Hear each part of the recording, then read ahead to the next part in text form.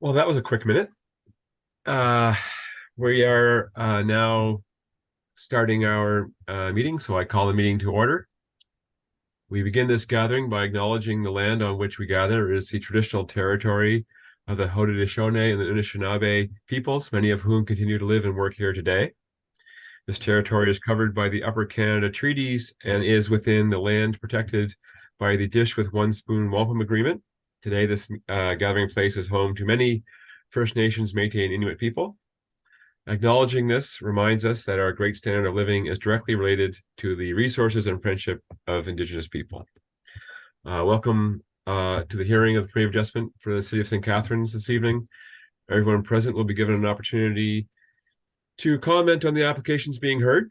There are two major types of applications that come before the committee: applications for consent and severance, and applications for minor variance to municipal zoning bylaw requirements. Evidence may be required to be given under oath if deemed necessary. Please address all your comments and questions through the chair. I'm the chair this evening. Copies of decisions will be mailed to the applicant and to any other person who appeared before the committee or filed a written request to receive notice of decision. So in this case, there are some passive viewers who are watching us on YouTube, and then there are more active participants who have registered to be here with the Zoom meeting. Pursuant to More Homes Built Faster Act and in the matter of consent applications, the applicant, the minister, or a specified person or public body that has an interest in the matter has the right to appeal either the decision itself or the conditions of the consent to the Ontario Land Tribunal within 20 days of the mailing of the decision. Minor variance decisions may also be appealed. However, they must be made within 20 days of the making of the decision, and the cost of a decision is $400.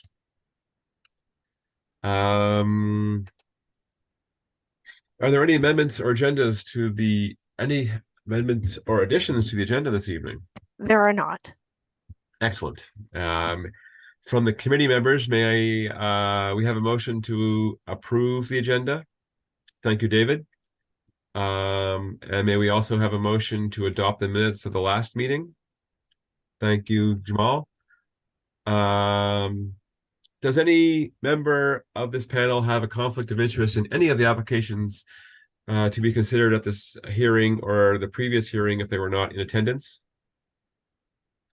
I'm seeing none. There are no conflicts of interest. Are there any requests for withdrawal or adjournment? There are not. Excellent. So our agenda as is has been presented. Great. So during the hearing, we'll be calling the applicants in order of the agenda to participate in our discussion. There will be city staff planners available to assist and provide clarity in that discussion as we go along.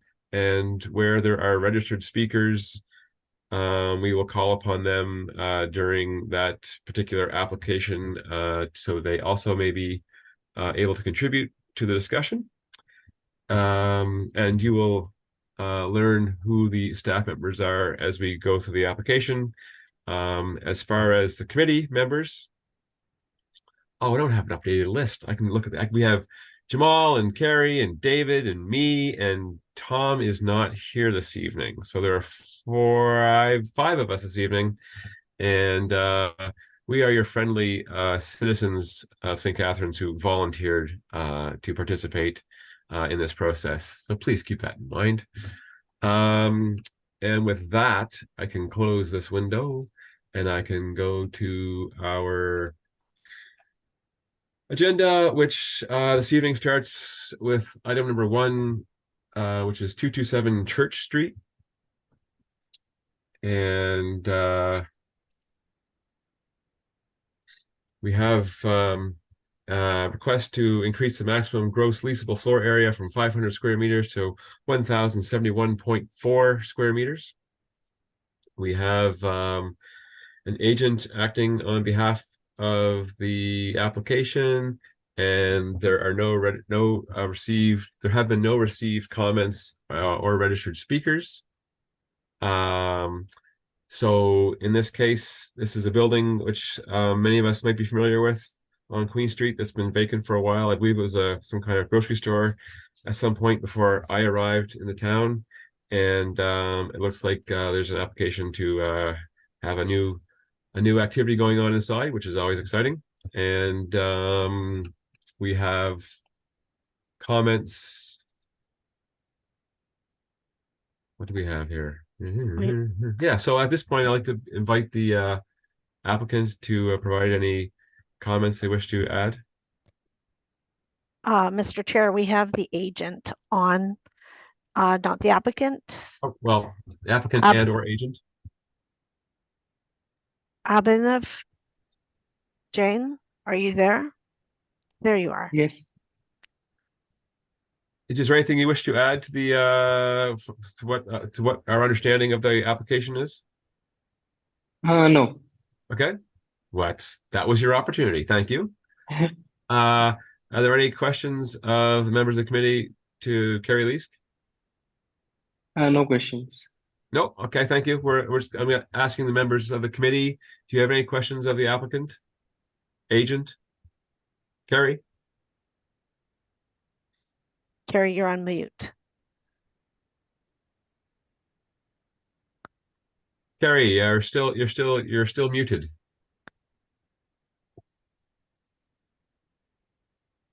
Oh no, it's permanent mute. The worst kind of mute. Oh, there you go. Newton. No mute and talk.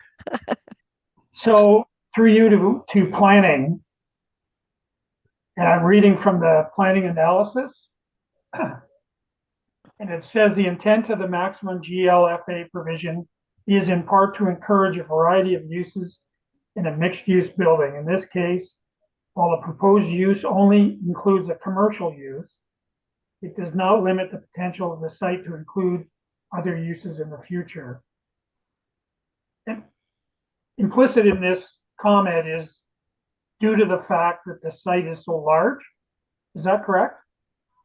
Yes. I'm talking to planning.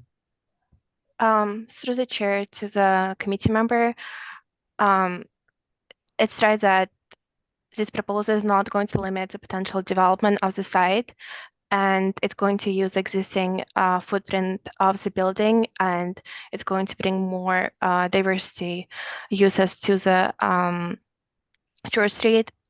And should the owner of the land want to include more uses, there's going to be an opportunity to do so.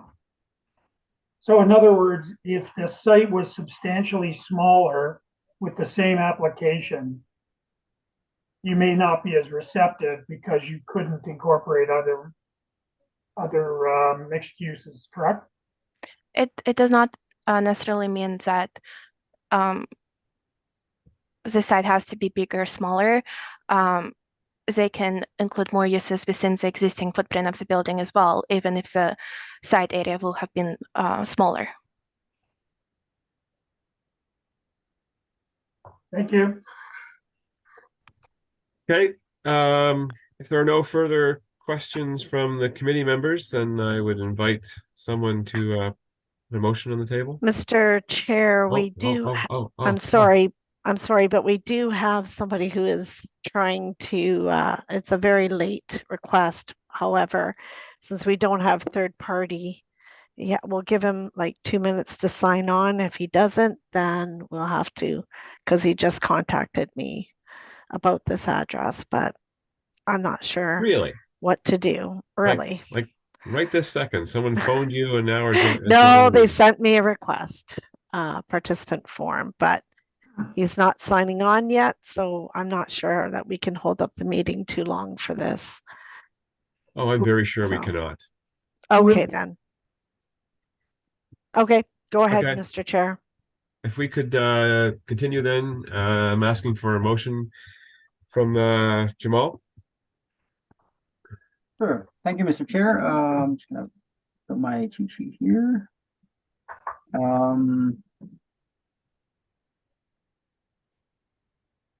Following consideration of all written and oral presentations, I move variance application Double check right here.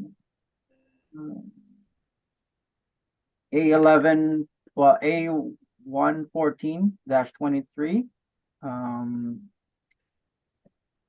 As presented in the notice of hearing, be approved. As the variances are minor in nature, appropriate and desirable for the use of land, and are in keeping with the general intent of the official plan and zoning bylaw. Oh, I hear that ding dong. Was that our anyway? Thank you. I happen to agree, but let's see what the committee has to say. All those in favor of the motion, show of hands, please. Great. So to the applicant, your application has been approved unanimously. And to the person who just joined us, when I said ding dong, I was referring to the noise it makes when you join. Not that anybody, I wasn't calling anybody a name there, just in case it could have been misconstrued. All right. With that out of the way, so we're going to move right along to item number 2 in our agenda. And that brings us to, I believe, 151 Geneva Street.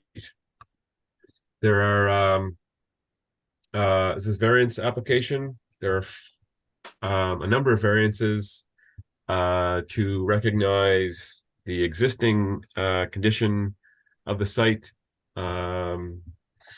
And there are a number of staff recommendations with respect to their view on the variances. So in this case, these variances are to facilitate the conversion of an existing 2-story detached dwelling unit to an 8-unit apartment building, and behind that was a detached garage, which is also being considered for conversion into dwelling units. The site plan that is on the screen now is a pictorial representation of that, and the staff has conditions associated with a number of the variances. So 1 and 4 has 2 conditions associated with it. Variance number 2 has 2 conditions. Variance 3 has a condition proposed. Variances 5, 6, 8, and 9 are proposed to be approved as requested. And variance number 7 also has a condition associated with it. And at this time, I would like to, and we have received comments, and there are registered speakers who are who also might be the applicant. So at this point, I'd like to invite the agent to speak to their application. Anything further I think we need to know? Good evening, everyone. My name is Ed Bradmanick, and this is my partner, Jeff Bird. We're from Brian Louis Architect. We represent the property owners, Judith Wong and William Lee. We're on the call here. No comments on our end. Excellent, because it's pretty straightforward. We do have, so thank you. Any questions from the members of the committee to the applicants? Nope. Great. So who of the registered speakers are actually registered to speak, or are just listed here as being part of the entourage? So we have John, Darren, Bonnie, Thomas. Any of you have anything to add to the conversation? John does.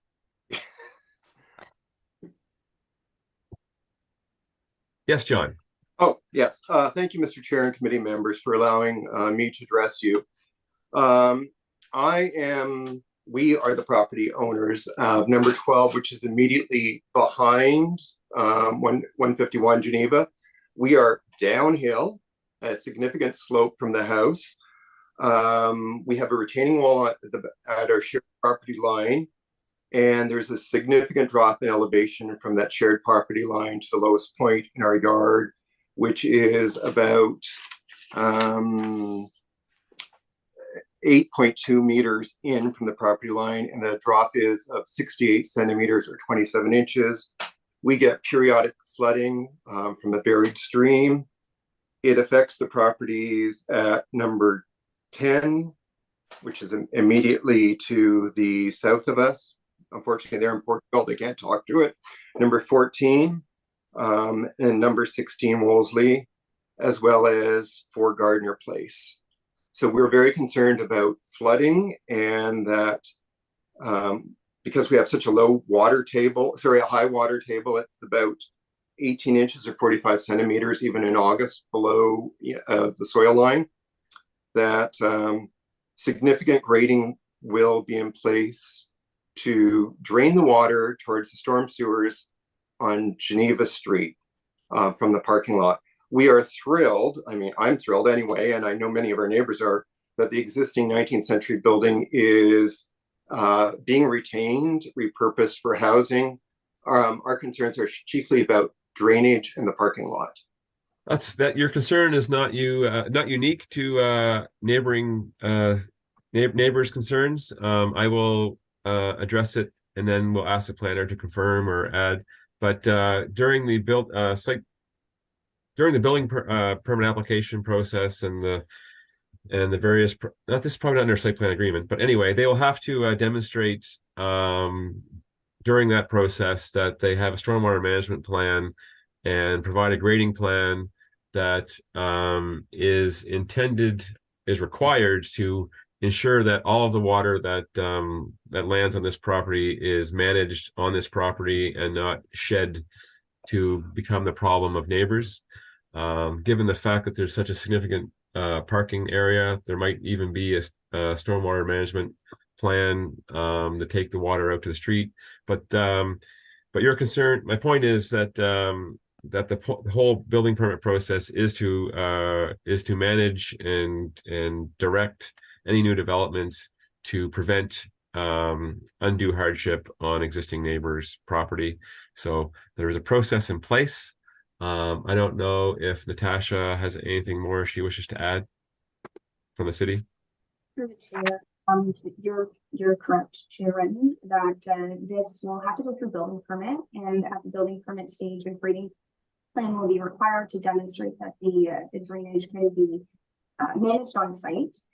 Also through the building permit process, any needs for that semi, the proposed semi would need to show that the downspout directs to on the subject property, not any abutting lots.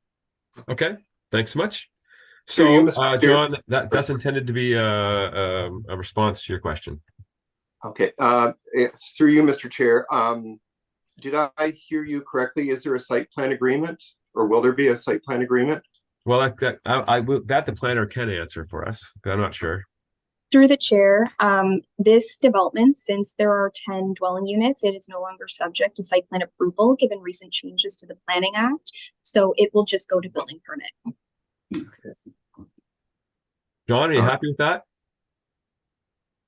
I guess so. There's not much I can do about that. And we had a couple of other concerns. We've noticed that Brian Louis Architects have included a privacy screen and landscaping on the shared property line with the apartments to the south. There does not seem to be any privacy screening for us at number 12, or for Nancy Lipinski at 8 Gardner, or the people on the other side of on Gardner as well. And a couple of neighbors have also expressed that. We know that, or we feel that the parking lot will be shining, cars coming into the parking lot will be shining their headlights directly into our back room and kitchen.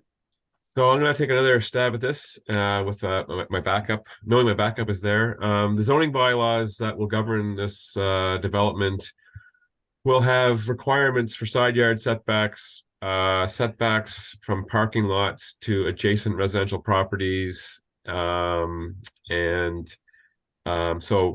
those general dimensions would apply to every property in that zone, and are intended to generally address some of those things. A fence on the property line, either neighbor can decide to build a fence on the property line, or both neighbors can decide to jointly invest in that.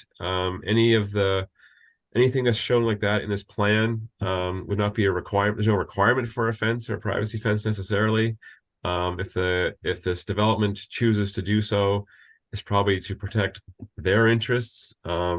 But obviously, a fence on a property line is something to be negotiated with and or addressed by either owner. In that case, it's a shared kind of thing.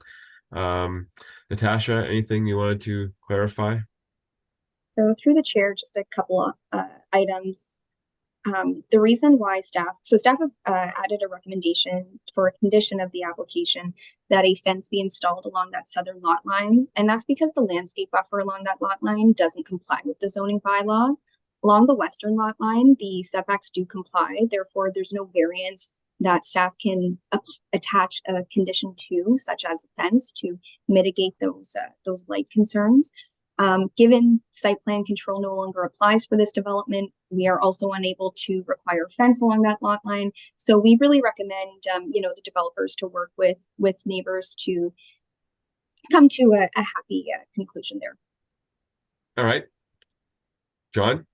So do we then as homeowners follow up with Brian Louie and Mr. Wong and Ms. Lee, or maybe I have that backwards, Ms. Lee and Mr. Wong, about putting a fence up, because we really don't want light shining into our house from the cars.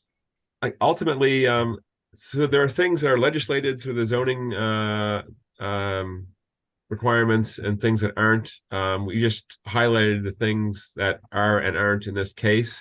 So with respect to those that aren't, is what you're talking about. Obviously, yes, you would enter into a friendly conversation across the property line about a fence, but ultimately, as in my case, my neighbor and I split the cost of the fence. I built it to my liking, but we split the cost of the fence because it's a shared benefit for both of us. So that's one of those things you'll have to look out for in your future, future neighborly relations. Right. Okay. Okay. Is through you, Mr. Chair, to perhaps one of the planners or the architect, will there be lighting in the parking lot, and will it be environmentally friendly downward facing lighting, or is it to mitigate negative impact on the neighboring properties?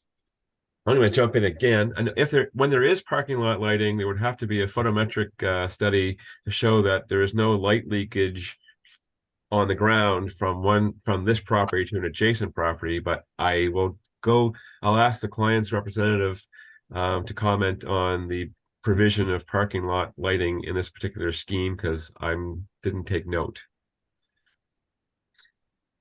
As it stands right now, we don't have any lighting proposed. Touching on Natasha's comments earlier, we're not subject to site plan approval. So I know typically in a site plan approval application case, a photometric study would be required. It's not something that's been discussed, and at the moment we don't show any parking lot lighting. At the moment. Okay, great, thank you. All right, John. I'm gonna ask the committee members if they have any clarification questions, because I see a hand being waved. Carrie. Carrie, you're on mute. Carrie, do we? Yeah. No problem with that. Through you to Natasha, could you be kind enough to do a little summary of the change as it relates to site plan agreements and the number of units involved, please? Certainly, through the chair. So previously, the city of St. Catharines, we have a site plan control bylaw, which states that any residential development with over 4 units would be subject to site plan approval. So through that process, we would look at things like overall, site functionality. Where's the building located? Where's the parking located? Is there adequate landscaping? Does drainage function? Is there lighting issues? So we would get a photometrics plan to make sure there's no spillover. Items like that to make sure that sites are developed in a way that A, function, and B, are compatible with the surrounding area. There have been recent changes to the Planning Act within the last year, which says that residential developments with 10 units or fewer no longer go through site plan. So the city can't require that these types of developments go through site plan.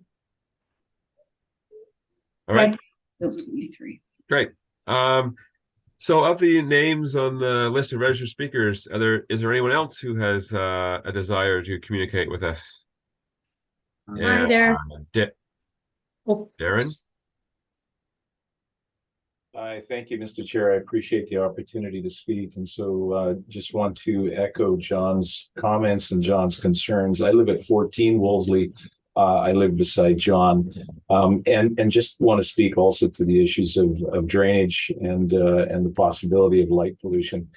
Our backyards are considerably lower than what would be the backyard of 151 Geneva, and recognizing also that there may not be any way to ensure that light pollution and drainage, apart from what you've discussed already, that we may still have to deal with the impacts of that, say in spring, snow runoff and matters like that.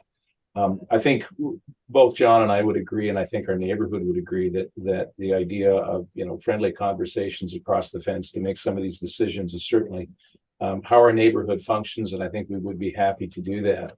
But I think to the degree that builders are able to give us some assurance that these considerations will be taken into consideration when the building is renovated, I think that would give us some assurance.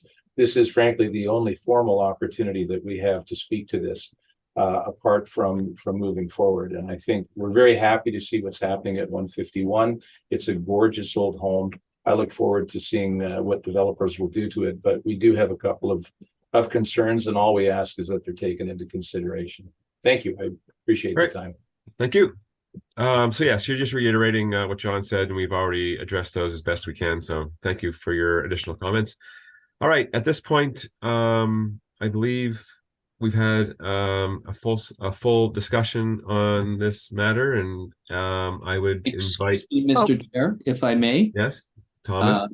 This is Tom Dunk and Bonnie Nistico Dunk. We live at 8 Gardner Place. So may I ask a question? Certainly. I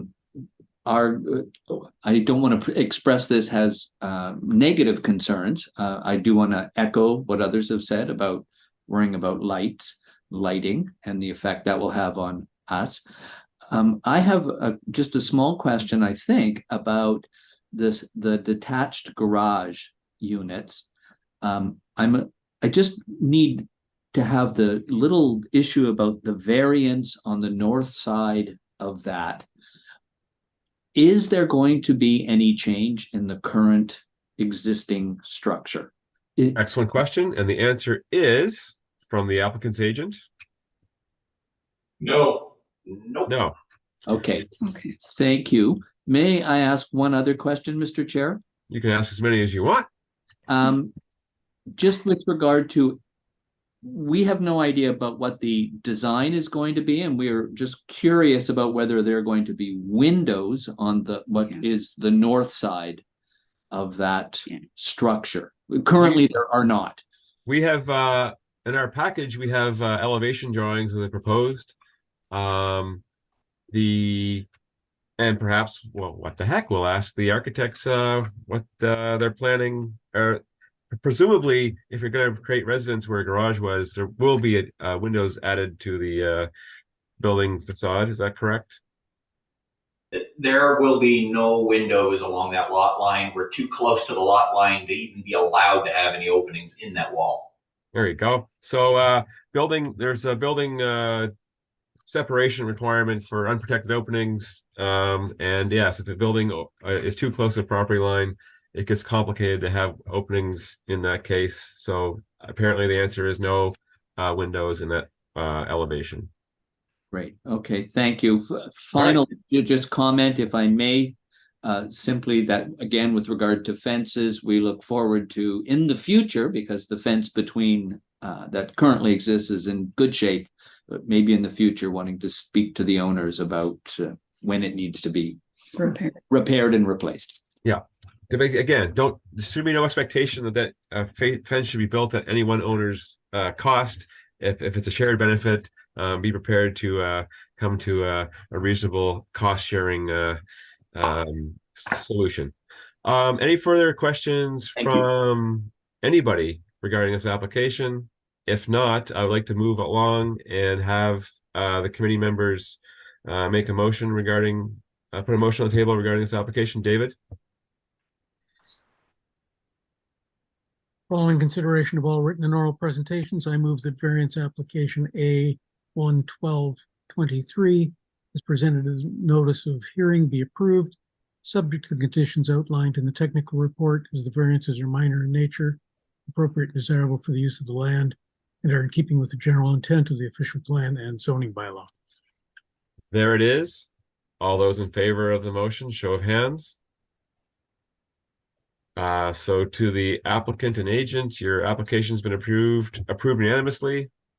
In the spirit of friendly neighbor relations, you know the right thing to do. So please, everybody behave respectfully.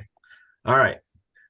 Thank you. So we're going to move along to item number 3 on our agenda, and that brings us to 412 Niagara Street. Is somebody speaking with me? Nope. Okay. 412 Niagara Street. And there's a lot going on here at 412 Niagara Street by way of property severances and assemblies and minor variances to accommodate all of that. And so this is an application for all of that to facilitate a proposed semi-detached residential dwelling subject to an easement in perpetuity over Part 6 for the maintenance of gutters and eaves for the benefit of the owners, successors, and assigns of Part 2, 3, and 5. So the this property has a lot of paperwork associated with it to recognize all of those things. We have staff approval subject to some conditions for the severances. Like there's 18 for the one severance application, and 4 conditions for the other, and the associated variances are both recommended to be by staff for approval to allow this development to proceed. So that's good news. And looking at the agenda again, we have received comments, and we have an agent acting on behalf of the applicant, Stephen. Yes. And I would invite you to add anything you wish to add. The only comment I have, because everything looks like everything has been accepted and looked at, is the need for a sidewalk on Buchanan that the owner is going to have to pay $11,000 for. What, should it be $10,000? You want to pay more? No. Oh, okay. You don't pay anything at all, I suppose. Yeah. So I just not understanding why a sidewalk is required there when there's not one here already. I'm gonna just go right to the planner, Dasha, and have her answer this because it's a question we're often asked. Sure. Through the chair to the agent, this condition was forwarded to us by the development engineering. It's a standard condition that all severances applications go through. Yes. Okay, well, I'm going to add to that then. Thank you. The intent is where a neighborhood is deficient in sidewalks, ideally for pedestrians of all abilities, a sidewalk provides opportunities to move throughout your neighborhood. And if there is a situation like this where there is a deficiency of sidewalks, this is the time where the city can remedy that, and this would be an example of that. Would you agree, Dasha? That's my summary. Yes. All right. That's my summary. So that is the answer being provided. Okay. just think of all the kids that are going to enjoy bicycling and selling lemonade in that sidewalk. It's going to be a great thing. Any further comments? You have there's a lot of conditions. So to the applicant, you've gone through and understood what all the conditions are, and yes, and everything is fine except that was the only issue that we had. Okay, so you're allowed to. So what? Well, I'm going to put words in your mouth. So you're asking the committee in our review to consider the removal of that requirement. Is that correct? Correct. Yes. All right. So that is noted. Anything further? No. Okay. To the members of the committee, are there any questions of the agent? Seeing none, and quickly scrolling through to make sure that we don't have any registered speakers. We do not. I would invite Carrie Leask. Following consideration of all written and oral presentations, I move that consent applications B 2723 SC and B 2923 SC and minor variance applications A 8723 and A 8823 be approved as recommended in the technical report, complete with the 18 conditions for B 2723, including the sidewalk as well.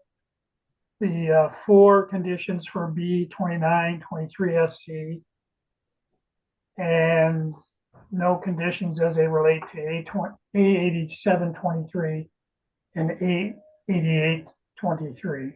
As the consents are desirable and compatible with the surrounding area, have no adverse impacts on the surrounding properties, have regard for section 5124 of the Planning Act, conform with the policies of the city's official plan and zoning bylaw, maintain the intent and purpose of the provincial policy statement, and do not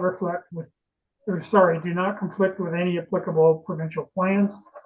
As for the variances, they are minor in nature, appropriate and desirable for the use of the land, and are in keeping with the general intent of the official plan and zoning bylaw. Thank you. Any discussion among the committee members? If not, all those in favor of the motion, show of hands. To the applicant, your application has been approved unanimously. Thank you. Thanks so much. Okay, so we're going to move on to our next agenda item, which is 675 Niagara Street. I hope. It's my understanding. And at 675 Niagara Street, we have appears as though I don't exactly remember, but in May 2022, there was a minor variance granted through this committee.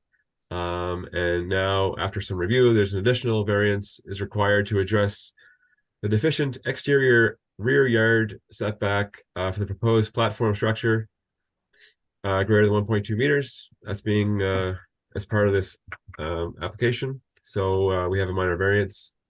4 meters is required. The proposed is 2.16 meters. The excuse me, staff report recommends approval, and that generally sums up the circumstances surrounding the this application. We have received comments. There are no registered speakers, and Trevor is here to add anything more that he thinks we should know about his application. No, nice to see you again, though. All right. I'm sorry I don't remember you the first time around, but and I'm sorry you had to come back. But here you are nonetheless. Any questions of or clarifications from the committee members? If not, I'd like to see someone put a motion on the table. David? Nope, sorry. Mr. Chair. Yes. You read in it was 2.16 meters. It's actually 4 meters to 2.61 meters. Required is 4 meters. Proposed is 2.61 meters. Yeah. you read. Okay, no problem. Okay, excellent. Thank you for the clarification. David, were you about to? I am. Following consideration of all written and oral presentations, I move that variance application A 11023 is presented in the notice of hearing be approved, subject to the conditions outlined in the technical report as the variances are minor in nature, appropriate and desirable for the use of the land, and are in keeping with the general intent of the official plan and zoning bylaw. Thank you. All those in favor of the motion, show of hands, please.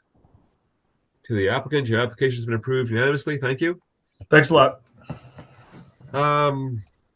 Looks like we're at 47 Rosedale Avenue now, where we have one of those interior accessory dwelling unit applications, and as is often the case, the two size requirements, a maximum floor area and or a ratio to the principal dwelling area, don't quite align. So this application is for consideration of relief from that. And we have a staff report which confirms their general approval of the application. So that's how we read it and understand it. And there are no speakers, there are no comments received. So at this point, I would like to invite Geraldine to speak to the application if there's anything you want to say. There's nothing else to add. Yeah, pretty straightforward. Okay, thank you. Any questions from the members of the committee? Nope. Looking for a friendly volunteer. Jamal? Thank you, Mr. Chair. Following consideration of all written and oral presentation, I move variance application A 1423. That's the one.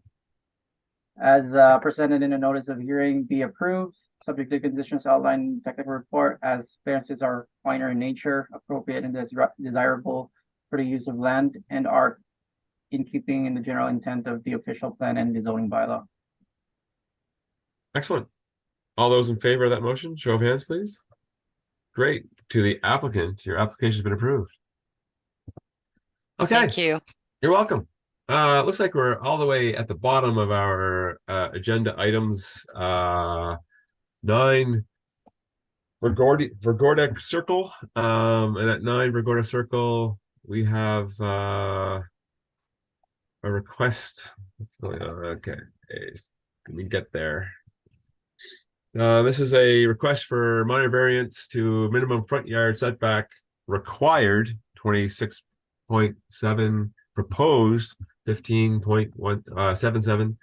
This is to facilitate the construction of a laundry room addition in the front of an existing detached dwelling. And as I can tell, it's really you're infilling a little alcove. So what's the big deal anyway? But that's what we're here to discuss. Staff recommend approval. And I would like to invite the agent to speak to this application any further if they have anything to want to add. Dan, that would be you. Yes, no agent. I just wanted to point out that my wife and I are both senior citizens on fixed income. I'm a cancer survivor, and I have difficulty climbing stairs. So this is necessary for us to continue to live in our house for as long as we can and not have to move into a retirement home or a nursing home. That's basically the reason why we're doing this. And I appreciate your time. And I'm glad you say this is minor because we thought it was rather minor as well. Great. Thank you for your comments. And we wish you the best of health going forward. And anytime there's an opportunity for a small renovation like this to allow someone to continue to live in their home, we hope that this is a successful application. But to make it a successful application, we need to have a committee member put a motion on the table for us to discuss. Carrie? Carrie, you're on mute. Oh, he was on. He's on it. He's on it. Oh, the Hawks are on me. Well, Following consideration of all written and oral presentations, I move that variance application A 117-23 as presented in notice of hearing be approved as recommended in the technical report, as the variance is minor in nature, appropriate and desirable for the use of the land, and is in keeping with the general intent of the official plan and zoning bylaw. If there's no further discussion, like to all those in favor, show of hands. All right, to the applicant, your application has been approved unanimously. Laundry awaits. All right, that includes the miming portion of this meeting, and also includes our slate of applications. Moving on to new business, well, there is a little bit of new business, and we're not approving, we are being asked for a motion to approve the 23-24 committee of adjustment schedule that was provided to us in various iterations, most recently today at some point where, whatever, I'm going to be there anyhow. Any questions or comments about the proposed hearing schedule? Carrie? Did we get another one today? I thought we did, but It's the same one. it's We the just same made one. sure you had it. Okay, Yeah. so it's Wednesdays, back to Wednesday. But there's Yes, no yes. mention of whether it's in person or through Zoom. In the new year, it's going to be in person. Well, I currently have been diagnosed with COVID, so I wouldn't be there if it was in person. However, if it remains remotely, then we'd all still be able to participate. Anyhow, I just point that out. So yeah, good. In person, great. In the height of illness season. So all those in favor, or somebody put a motion on the table to adopt the schedules. Carrie, thank you. Motion. All those in favor. Great. Thank you. The December meeting will still be Zoom. Yeah, don't worry. They're all going to be Zoom. Is it going to be the same? People will come to their senses. Same, like if it's in person, is it going to be the same meeting room every time? Yeah, I believe it'll be in chambers. Okay. Yeah, council chambers. Yeah. Carrie? Yes, Carrie. Very important question I have. When we're in session in person, the Yes. mic is always on, right? Correct? No, that we will have you guys, we will have the committee members come and see how the mics work, but there is a new mic system up there. Oh, come on, Jane, don't fall for this one. Unless you're playing along. You're playing along, right? You're playing along. Okay, good. Yeah, the red light will help. Okay. So date of the next meeting is Wednesday, December 6th, 2023, which happens to be December 6th was the date of the Halifax explosion in 1917. Just a little fun fact there of devastation. A motion to adjourn the meeting.